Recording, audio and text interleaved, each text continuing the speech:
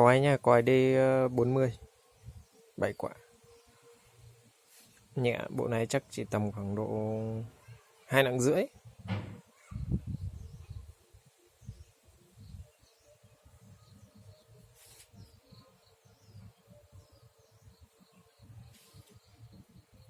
Bộ này 700 nhé.